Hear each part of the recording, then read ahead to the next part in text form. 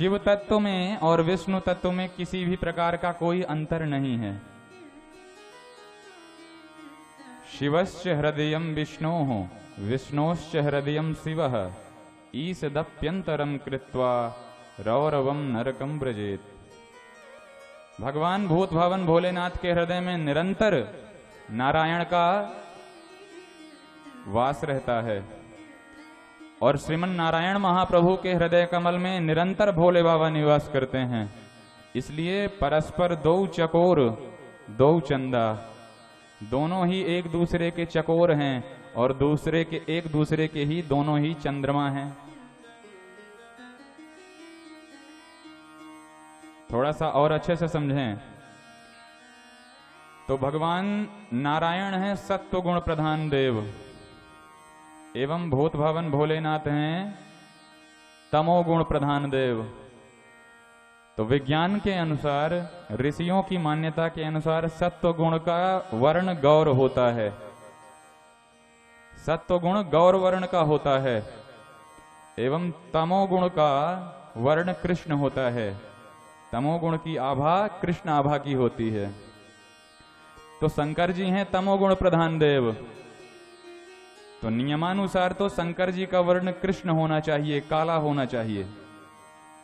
और नारायण है सत्वगुण प्रधान देव, तो नियम विधान यह कहता है, ऋषियों की मान्यता यह कहती है कि नारायण का वर्ण गौर होना चाहिए। लेकिन यहां परस्पर विरोधाभास है। यहां एक दूसरे पर एक दूसरे का स्वरूप घटित हो रहा है। नारायण का वर्ण गौर न होकर के श्याम वर्ण का है, कृष्ण वर्ण का है, और भगवान भूत भावन का वर्ण कृष्ण न होकर के गौर वर्ण का है। भोले बाबा कैसे हैं? कर्पूर गौरम करुणावतारम। भोले बाबा तमोगुण प्रधान देव हैं और कपूर की तरह गोरे हैं। कर्पूर गौरम, कपूर की तरह गोरे हैं। और हमारी माता जी तो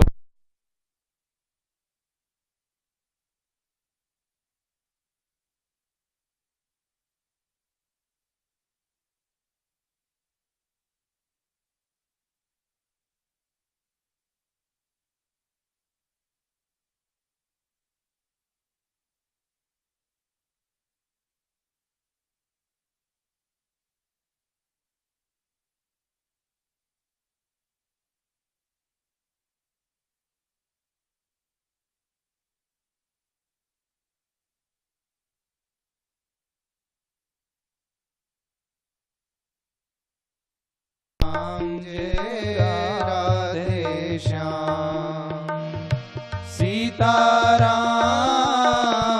सीताराम सीताराम जय सीताराम सीताराम सीताराम सीताराम जय सीताराम। राधे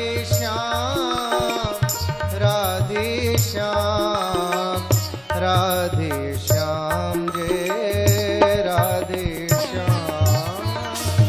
राधे श्याम राधे श्याम राधे श्याम जय राधे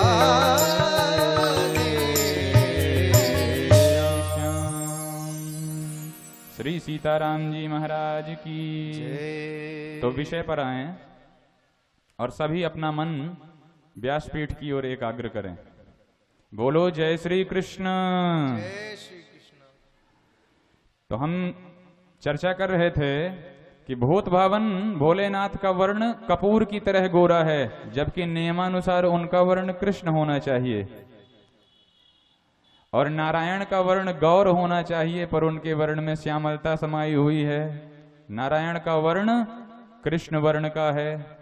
तो ऐसा वैचित्र्य क्यों, ऐसी विरूपता क्यों? तो उसका संतजन ही समाधान करते हैं कि भगवान नारायण के हृदय भवन में निरंतर भूत भावन भोलेनाथ का निवास है। और निरंतर भूत भावन का ही स्मरण करते करते नारायण तो पहले गोरे ही थे, लेकिन उनका ध्यान करते हुए, उनका निरंतर चिंतन करते हुए भृंगी कीटन न्याय से, जैसे भृंगी कीट का चिंतन करते हुए एक दिन कीट ही बन जाता है, ऐसे ही नारायण महाप्रभु निरंतर भोले बाबा का चिंतन करते रहते हैं। इसलिए भोले बाबा का जो कृष्ण वर्ण है वह नारायण के श्री विग्रह में समा गया और भोले नारायण महाप्रभु हो गए नील शरोरुह नीलमणि नील नील धर श्याम। तो भोले बाबा का निरंतर चिंतन करते हैं, इसलिए भगवान नारायण का वर्ण नीला नीला हो गया, काला काला हो गया। और वहीं दूसरी ओर नारायण का निरंतर चिंतन करते हैं भोले बाबा, तुम पुनि राम नाम दिन राती सादर जपहु अनंग अराती।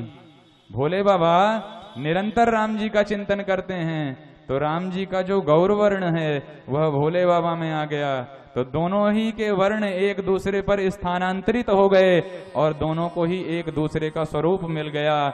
इसलिए परस्पर दो चकोर दो चंदा, भगवान भूत भवन भोलेनाथ में और नारायण महाप्रभु में किसी भी प्रकार का अंतर नहीं है। और ऐसा मानने वाला तो भगवान का प्रिय होता है, लेकिन राम जी कहते हैं कि अगर शंकर भगवान का द्रोही है तो मेरी चाहे जितनी भी पूजा कर ले, पर उसकी की गई पूजा मुझे स्वीकार नहीं है। मुझे तो कोई मानता है, लेकिन भगवान भूत भावन भोलेनाथ को अगर कोई न माने तो फिर वह मुझे प्यारा नहीं हो सकता। इसलिए कभी भी शंकर जी में और राम जी में भेद नहीं करना चाहिए। शिवद्रोही मम दास कहावा, शिवद्रोही मम दास कहावा, शिवद्रोही मम दास कहावा, शिवद्रोही मम दास कहावा। सोनर सपने हूँ मोही नहीं भावा, सोनर सपने हूँ मोही नहीं भावा, सोनर सपने हूँ मोही न सुहावा, सोनर सपने हूँ मोही न सुहावा।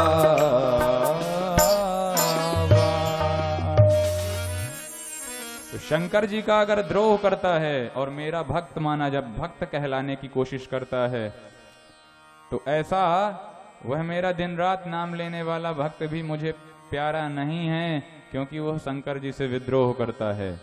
अहम ब्रह्मा च शर्वश्च, मैं ब्रह्मा, और शर्व कहते हैं शर्व भगवान शिव को।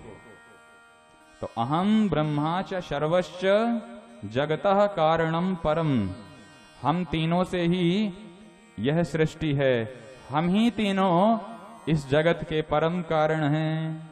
आत्मेश्वर उपदृष्टा स्वयं दृग विशेषण, इस जगत में जो कुछ है उसके रूप में हम ही तीनों की सत्ता व्याप्त है।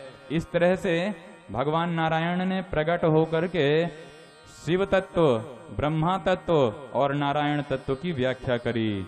बोल भक्त वत्सल भगवान की।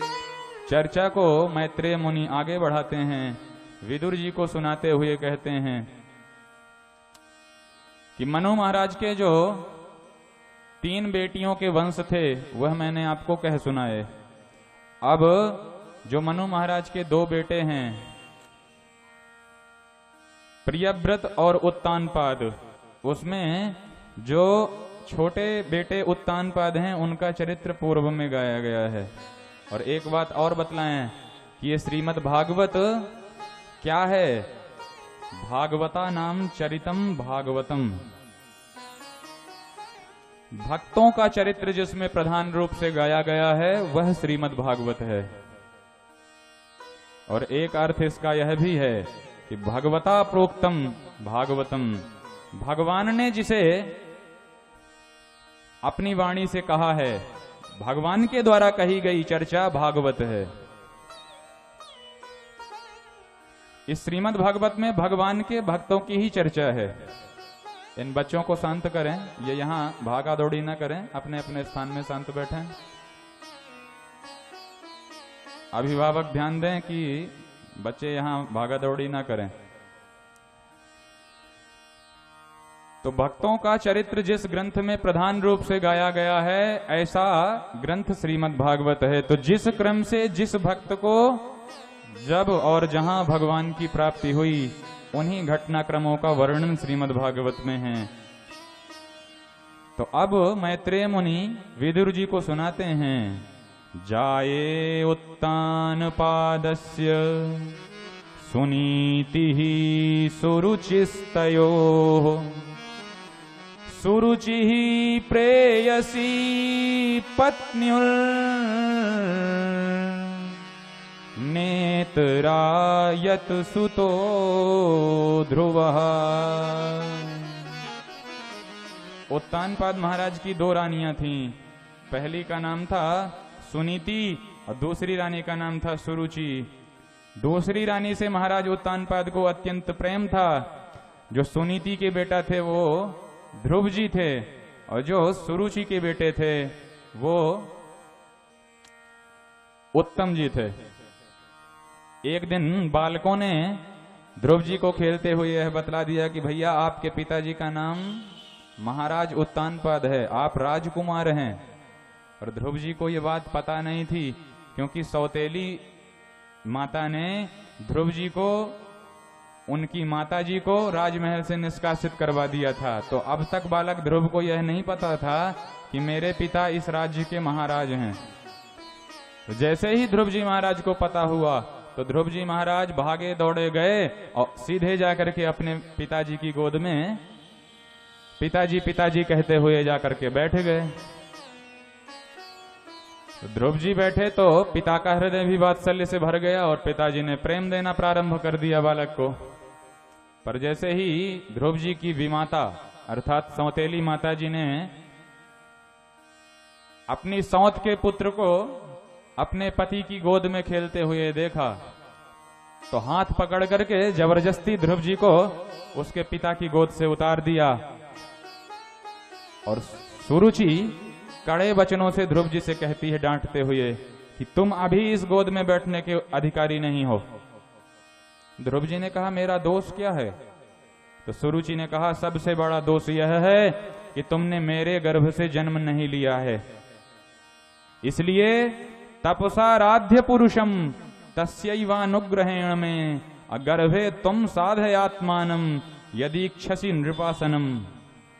यदि नृपासनम इच्छसि, अगर तुमको नृपासन माने राज सिंहासन की कामना है तो जाओ तपसाराध्य पुरुषम, जाकर के उन परम पुरुष परब्रह्म की आराधना करो, और जब वे प्रभु प्रकट हो जाएं तब तुम उनसे मांगना कि मेरी माता सुरुचि बने, और जब तुम मेरे गर्भ से जन्म लोगे तब तुम इस सिंहासन में बैठने के अधिकारी कहे जाओगे, अभी तुम्हें अधिकार नहीं है। और जैसे ही माता के इतने कड़े वचन सुने तो ध्रुव जी महाराज ऊर्ध्व श्वास लेने लग गए। ध्रुव जी का हृदय इतना व्यथित हो गया कि आंखों से अश्रु निकल रहे हैं और कुछ बोल नहीं पा रहे हैं। जैसे किसी घायल सर्प पर कोई लठ का प्रहार कर देता है, लाठी पटक करके मारता है, तो उस घायल सर्प की जो हालत होती है ध्रुव जी महाराज उसी तरह से फुफकारने लग गए। मातुः सपत्न्याः सदुरुक्ति विद्धः श्वसन्रुषा दंडहतो यथा हि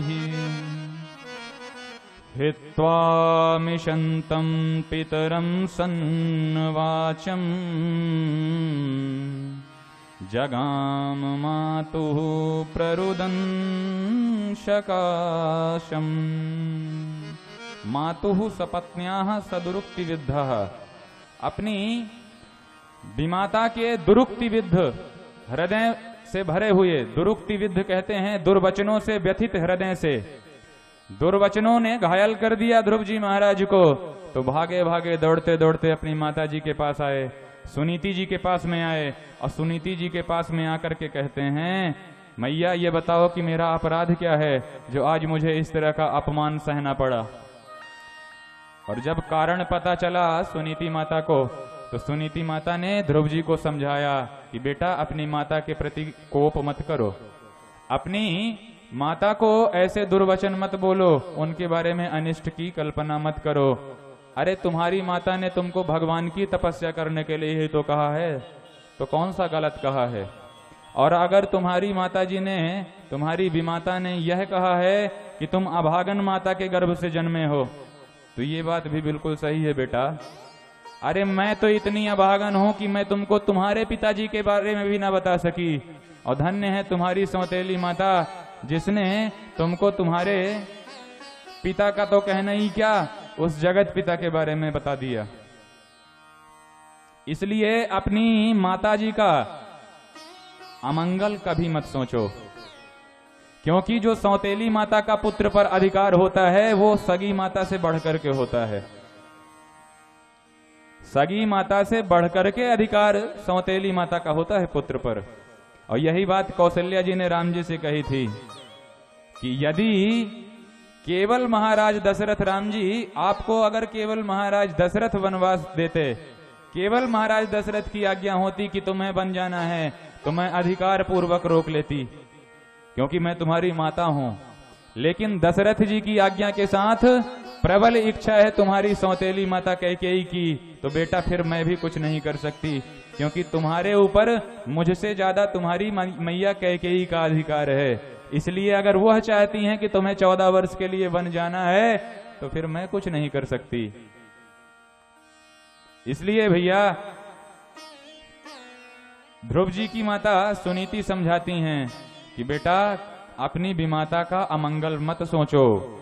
मां मंगलम तात परे सुमंस्था भुंक्ते जनो यत् पर दुख दस्तत् सत्यम सुरुच्या भीतम भवान में यद दुर्भगाया उदरे गृहीतः। सत्यम सुरुच्याः अभिहितम भवान में, सुरुचि के द्वारा वचन जो कहे गए हैं वो निश्चित तुम्हारे हित के लिए ही कहे गए हैं। इसलिए जाओ, मैं भी यही आज्ञा देती हूं कि तुम तो परमात्मा की उपासना करो, नारायण को जाकर के प्रसन्न करो। और ध्रुव जी ने अपनी माता जी की आज्ञा पाई तो निकल पड़े वन में। और ध्रुव जी की आयु मात्र 5 वर्ष की है, और ध्रुव जी के मन में अपमान की इतनी ज्वाला जली, अपमान की इतनी अग्नि दहकी कि उस दहकती हुई अग्नि को लेकर के ही ध्रुव जी माता जी को प्रणाम करके निकल पड़े वन की ओर। नारद जी ने आकाश मार्ग में जाते हुए देखा कि बालक तेजस्वी दिखाई पड़ता है। अरे इसका तेज तो देखो कि मात्र 5 वर्ष का है यह क्षत्रिय कुमार, लेकिन इसे यह विदित है कि मान किसे कहा जाता है और अपमान क्या होता है। अहो तेजः क्षत्रियाणाम् मानभंगम मृष्यताम् बालोप्ययं हृदा धत्ते यत्समातुरसद्वचः। क्षत्रियाणाम तेजः धन्यः अहो तेजः क्षत्रियाणाम मानभंगम मृष्यताम्। इस 5 वर्ष के क्षत्रिय कुमार को अपने मान और अपमान का ज्ञान है। धन्य है क्षत्रियों का तेज। और नारद जी महाराज ध्रुव जी के पास में आए। ध्रुव जी ने संत जी को प्रणाम किया, और तब नारद जी ने प्रश्न किया कि कहाँ जा रहे हो ये इतने व्यथित होकर के। और तब ध्रुव जी ने बतलाया कि नारद जी मेरी माता ने मुझे कुछ दुर्वचन कहे हैं, उनका प्रतिकार करने के लिए मैं वन में जा रहा हूं, भगवान को प्रसन्न करने के लिए। अब आप जल्दी से बता दीजिए कि भगवान मुझे इस वन में कहां मिलेंगे। नारद जी ने कहा, बेटा, बड़े बड़े अमलात्मा, बिमलात्मा, महात्मा, योगींद्र, मुनींद्र, संत, सन्यासी यम, नियम, धारणा, ध्यान, प्रत्याहार, समाधि इत्यादि के माध्यम से थक जाते हैं, लेकिन उन प्रभु के पदनख चंद्रिका के दर्शन भी दुर्लभ होते हैं उन ऋषियों के लिए। और तुम 5 वर्ष की अवस्था के बालक, तुम्हें भगवान कहां से मिलेंगे? अरे भगवान को ढूंढते हुए अगर कोई शेर भालू मिल जाएगा तो तुम्हारा अभी ब्रेकफास्ट कर जाएगा, इसलिए लौट जाओ घर को। ध्रुव जी महाराज कहते हैं, ऋषिवर, अगर आप भगवान से मिलने का मार्ग बता सकें तो कृपया बता दें, और नहीं, मैं खाली हाथ तो अब घर नहीं जाऊंगा, ठान करके आया हूं तो भगवान से मिल करके ही जाऊंगा। और जब नारद जी ने ध्रुव जी का दृढ़ विश्वास देख लिया, ध्रुव जी का कॉन्फिडेंस देख लिया, तब नारद जी के मन में भी विश्वास हो गया कि हो ना हो, बालक तेजस्वी है, बालक दृढ़ निश्चयी है, तो इसका मार्ग प्रशस्त करना चाहिए। और तब नारद जी ने कान में 12 मंत्र फूंक दिया और उस मंत्र को दे करके ध्रुव जी को गुरु दीक्षा दे दी और आदेश दे दिया कि जाओ मधुवन में जाकर के यमुना जी में स्नान करके और इसी मंत्र का नियमित अनुष्ठान करोगे तो एक दिन तुमसे भगवान प्रसन्न हो जाएंगे। और तब तो ध्रुव जी महाराज मथुरा जाते हैं। मथुरा में मधुवन है, मधुवन के किनारे यमुना जी प्रवाहित हो रही हैं, तो यमुना जी में जाकर के स्नान किए और एक टीले में जाकर के तपस्या करने के लिए बैठ गए। और ध्रुव जी महाराज की तपस्या देखिए कितनी जबरदस्त है। ध्रुव जी महाराज जब तपस्या करने के लिए बैठे तो धीरे धीरे अपने शरीर को मजबूत करते हैं। एकदम से कोई प्रण ठान के नहीं बैठे, धीरे धीरे अपने शरीर को तपस्या की कसौटी पर कस रहे हैं ध्रुव जी महाराज। और कैसी है ध्रुव जी महाराज की तपस्या? तो जब पहले महीने ध्रुव जी ने पहले जब तपस्या करना प्रारंभ की तो 1 महीने तक ध्रुव जी महाराज ने 3-3 दिन के अंतराल में कैथ के और बैर के फल खा खा करके तपस्या करी। आप गांव में कैथे का पेड़ देखते होंगे, तो कैथे का फल खट्टा होता है, गर्मियों में काम आता है। बेर का फल भी, अब तो ये बेर का सीजन ही चल रहा है, कुछ दिन में खाने को भी मिलेंगी, तो उन बेर के फलों को और कैथे के फल को खा खा करके 3-3 दिन तक उपवास करते हैं, 3 दिन में कुछ खाते हैं। तो सुखदेव जी महाराज कहते हैं कि 3 दिन में एक बार बेर का या कैथे का फल खाते हैं। त्रिरात्रांते त्रिरात्रांते कपित्थ बदरासन अशन, असन माने व्यंजन, भोजन। तो क्या भोजन लेते हैं? तो कोई 56 भोजन नहीं लेते।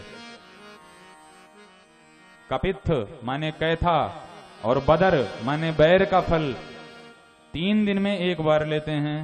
और जब तपस्या का दूसरा महीना प्रारंभ हुआ, 2nd मंथ लगा, तब तो उन्होंने अपनी तपस्या को और कड़ी कर दी और 6-6 दिनों में अब एक ही बार लेते हैं।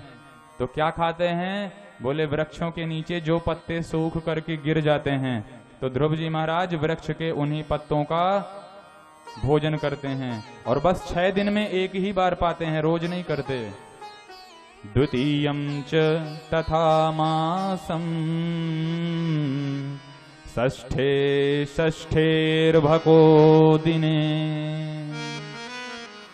तपस्या का जब दूसरा महीना प्रारंभ हुआ तो 6-6 दिन में एक बार कुछ लेते हैं। क्या लेते हैं जी? तो बोले 6 दिन में सूखे हुए पत्ते खा करके ध्रुव जी महाराज गुजारा करते हैं। और जब तपस्या का तीसरा महीना प्रारंभ होता है तो ध्रुव जी महाराज ने अपनी तपस्या को और कड़ी कर दी और अब की बार तृतीयं चानयन मासं नवमे हनि अभक्ष उत्तम श्लोक मुपाधावत् समाधिना तृतीयम चानयन मासम नवमे नवमे हानि। 9 दिन में कुछ खाते हैं तो खाते नहीं हैं, केवल पीते हैं। क्या पीते हैं? तो जमुना जी का जल, मात्र जमुना जी का जल 9 दिन में एक बार पीते हैं और पुनः तपस्या करने लगते हैं। ये ध्रुव जी की तपस्या है। ये ध्रुव जी से सीखने वाली बात है कि अपने शरीर को कैसे मजबूत किया जाए। तो एकदम से कोई भी अनुष्ठान ठान के नहीं बैठ जाना चाहिए कि ठीक से कभी एकादशी का व्रत किए नहीं और सीधे 9 दुर्गन में नवरात्रियों में 9 दिन का उपवास लेकर के बैठ गए। और उपवास लेकर के बैठे तो गाड़ी 4 दिन तक चल भी गई, लेकिन पंचमी के दिन जिला अस्पताल पहुंच गई खटिया। बोलो जय श्री कृष्ण। जय श्री। तो ऐसे अपने शरीर को एकदम से कष्ट नहीं देना चाहिए, धीरे धीरे। अरे ऋषि महात्मा पंचाग्नि तपते हैं तो क्या सीधे ही जाके अग्नि के चारों ओर बैठ जाते हैं? उन्होंने अपने शरीर को अपनी तपस्या के द्वारा धीरे धीरे वो मजबूती प्रदान कर दी कि अब अग्नि की दाहकता भी उनके सामने ठीक ही है। अग्नि की दाहकता से भी वो व्यथित नहीं होते। तो ध्रुव जी महाराज ने तपस्या करने का निर्धारण किया यहाँ, और जब 4था महीना लगा तो जल लेना भी छोड़ दिया। और अब 12 दिन में एक बार लेते हैं तो क्या केवल एक बार जितनी सांस आ जाती है, प्राणायाम के माध्यम से एक बार जो श्वास आ गई, उस श्वास को लेकर के ध्रुव जी महाराज 12 दिन तक श्वास रोक करके भगवान का आराधन करते हैं। एक यौगिक क्रिया होती है जिससे योगी जन हवा को खा करके भी और जीवन यापन कर सकते हैं, जीवन यापन कर सकते हैं। तो ध्रुव जी महाराज 12 दिनों में केवल वायुपान करके रहते हैं। और ये 4था महीना जब संपन्न हुआ तो 5वें महीने तो ध्रुव जी ने गजब कर दिया। अपने दाएं पैर के अंगूठे पर खड़े होकर के ध्रुव जी ने इतना जोरदार प्राणायाम चढ़ा दिया कि संपूर्ण सचराचर की प्राणवायु ध्रुव जी के ही श्रीअंग में आकर के समा गई और सबकी प्राणवायु को अवरुद्ध करते हुए भगवान का ध्यान करने लग गए ध्रुव जी महाराज। बोल ध्रुव जी महाराज की जय। भक्त का यह प्रभाव हुआ कि देवलोक में देवताओं की श्वास तक रुकने लग गई महाराज। इतना जबरदस्त प्राणायाम चढ़ा दिया ध्रुव जी महाराज ने। और देवता जाकर के भगवान नारायण से प्रार्थना करते हैं कि प्रभु ये क्या हो रहा है? आज तक कभी सृष्टि में ऐसी घटना नहीं घटी कि लोगों को श्वास लेना तक मुश्किल हो जाए। और नारायण से देवतागण प्रार्थना करते हैं, नैवं विदामो भगवन् प्राणरोधम् चराचरस्याखिल सत्वधाम्नः। नैवं विदामो भगवन् प्राणरोधम। भगवन हमारा प्राण अवरुद्ध क्यों हो रहा है? हमारी श्वासें रुक क्यों रही हैं? तब भगवान ने कहा कि देवताओं चिंता न करो, ये मेरे एक भक्त का प्रताप है। मेरा एक प्यारा सा भक्त मेरा ध्यान करते हुए अपनी श्वास रोके हुए है और उसके श्वास रोकने का यह प्रभाव है कि आज आप सबको भी परेशानी का सामना करना पड़ रहा है। मां भैष्ट बालम तपसो दुरत्यया निवर्तये से प्रतियात् स्वधाम। यतो हि वह प्राण निरोध आसीद औतान पादिर मयि संगतात्मा। जो ध्रुव जी की इंद्रियां हैं, ध्रुव जी की जो आत्मा है वो मुझसे अब कनेक्टेड हो चुकी है, मुझसे ज्वाइंट हो चुकी है, मुझसे सर्वथा मिल चुकी है। इसलिए उनके इस आत्मसमर्पण के कारण आप सभी का यह हाल हो रहा है। आप सबकी प्राणवायु इसलिए रुक रही है क्योंकि ध्रुव जी ने मुझे अपने हृदय में कैद कर लिया है और अब मेरी भी प्राणवायु रुकी हुई है। तो जब मेरी ही प्राणवायु रुकी हुई है तो आप सबकी तो रुकनी ही है, क्योंकि जगत का कारण तो मैं हूं। जब मैं ही खतरे में हूं तो भैया आप लोग खतरे में हो, इसमें कौन सी बड़ी विडंबना है? तो देवताओं ने कहा तो कुछ करें। भगवान ने कहा अवश्य करेंगे।